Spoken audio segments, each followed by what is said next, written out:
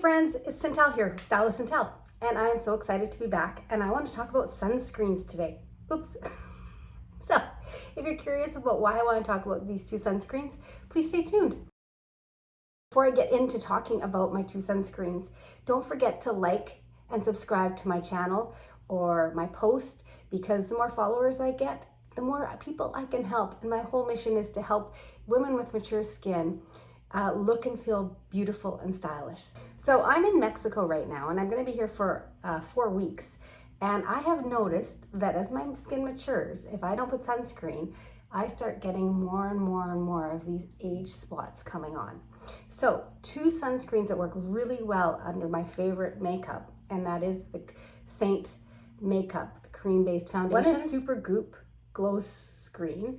Really like that. It's an SPF 40.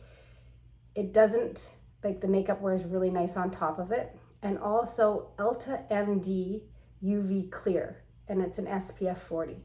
I was recommended both, so I bought them, thinking I might like one more than the other, but I like them both. I'll put one on each side of my face. So the Supergoop is, we'll do this side.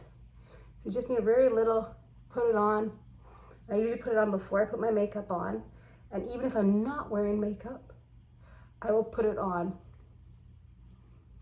the morning before I go out, because I want to make sure that I am minimizing my sunspots with my mature skin. The other one is Elta MD, and it is like that.